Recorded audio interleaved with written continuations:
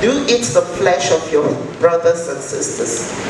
This can increase your anxiety if, you know, if an individual is battling anxiety. So you have to take notes. What kind of things do you watch on TV? There's a lot of things on TV today, my sister will agree, that need to be censored. A lot. And in this age where we have the LGBT agenda, it's even in cartoons that little children watch. So, increasing, and then sometimes, you know, some families have made the habit of using the TV to do the nanny for the child. It's very essential that we censor what we watch on TV, what our family watch on TV. Social media is another big thing. All of this can, the consumption of bad content can even lead to depression and anxiety. Horror films can lead to bad nightmares because when we sleep, our unconscious mind continues to take, you know, information from around us. The unconscious mind never sleeps, and it's about 95% of who we are. The first time you came to AL-HABIBIYYAH here, you paid attention because this is the first time you are coming. But subsequently, it's like you're on autopilot. That's how the unconscious mind works. We tend to form patterns that now we use those patterns. So if you expose yourself to wrong ideas, negative ideas, they add to your patterns and you begin to act them in your life unconsciously, and you think that you're still you. So let's watch what we expose ourselves to, with the kind of people we speak to, with the kind of content we consume on TV and social media. So, environment, you have dealt with environment. Environment of people, you have to watch it. Environment of ideas, you have to watch it. And the physical environment. Which, this is the first level when it comes to increasing the peace in your home, using the neurological levels. Then the next one is, we already touched on it, the behavior. How are you behaving? You need to watch how you're behaving, because whatever you're practicing gets reinforced, and you become a master at that thing you're practicing. Are you practicing peace? So sometimes, you know, when I engage couples for either premarital counseling or marital counseling, you see that sometimes there is friction, and there is a reinforcement of that friction because one or both of them don't want to behave better, don't want to practice new ways of showing up. One person, you know, is sticking to what they think is right, the other person is sticking to what they feel is right.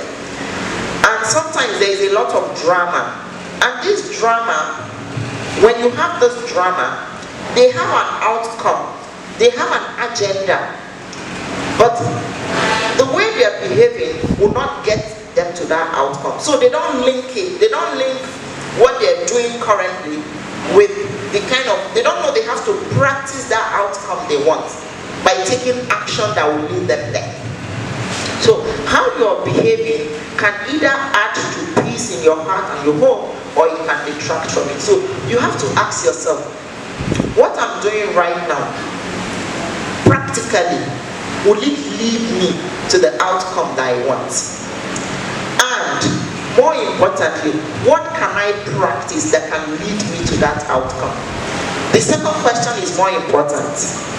Answering it and taking that first action on it is very important to lead you in the direction of peace.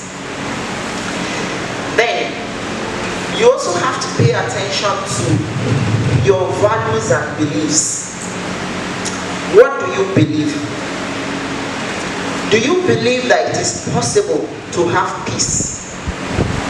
Because there are some people that, you know, because of a lot of things they've consumed on social media, on TV, they say, there is no happy marriage anywhere, all men are this, all women are that.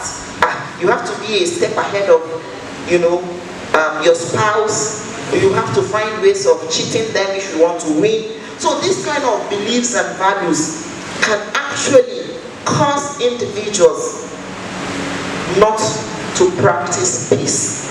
So I want to challenge you. What kind of beliefs do you hold about marriage?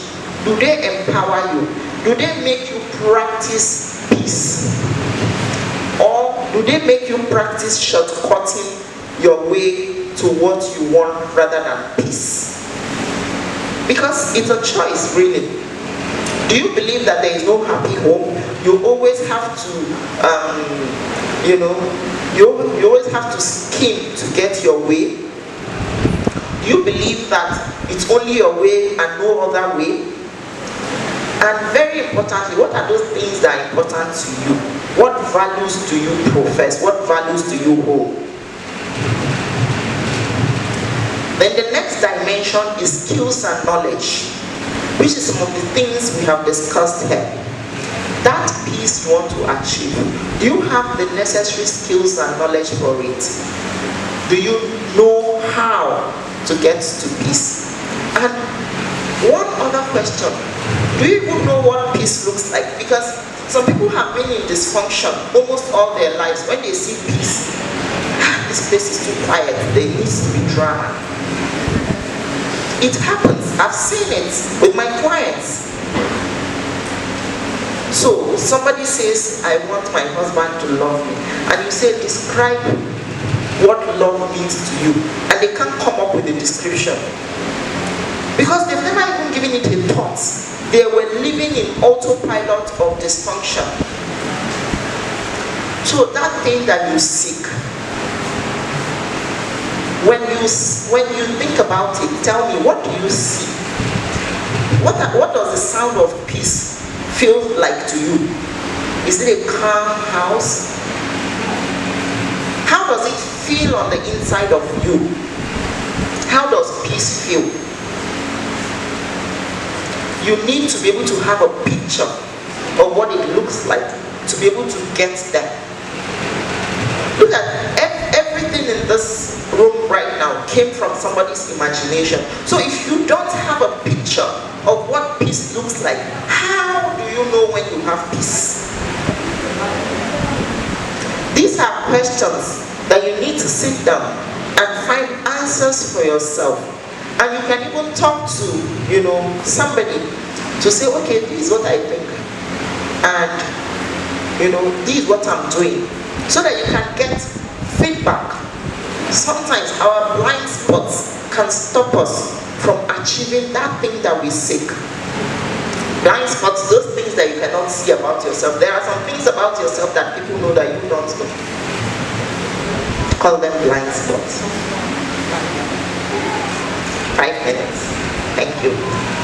So, you have to ask yourself, do I even know what it looks like?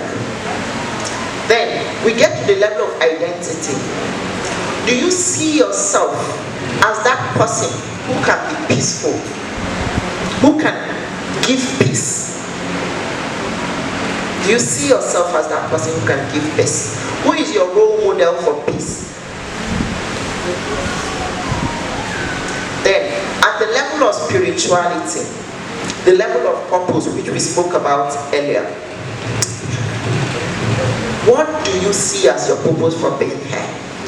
And when you want to be in balance, you have to look at the ibadat and the muamalat. You have to pay attention to both. You have to pay attention to how you serve Allah and how you conduct your daily personal lives. And when you do this, you have to be able to segment your life into what we call the wheel of life. I'm taking us to another dimension.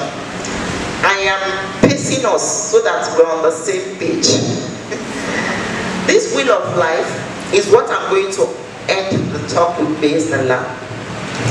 And what is this?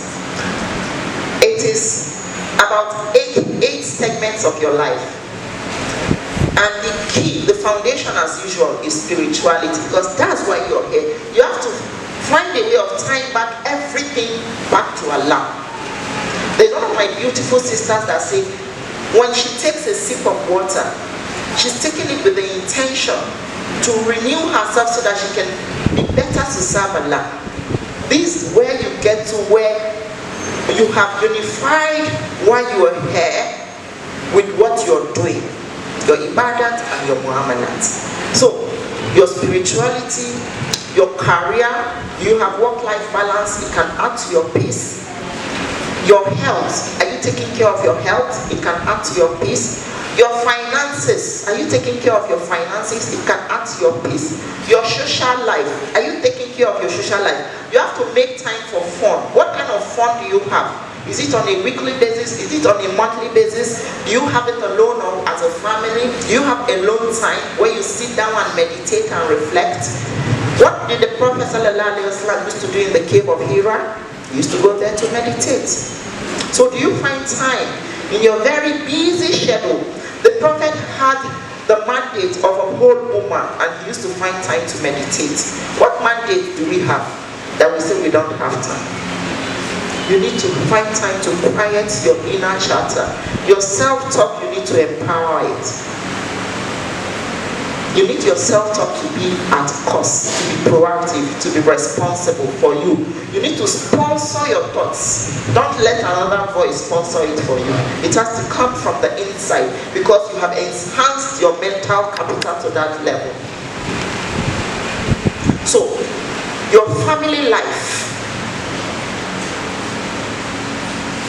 is it at peace? Have you found that sweet spot, that balance? Do you make time for yourself? Do you make time to sit with your family and discuss important matters? Do you pay attention to what they are learning? Do you pay attention to what you are learning? So, Wheel of Life, once again, I want you to take this away. Please pay attention.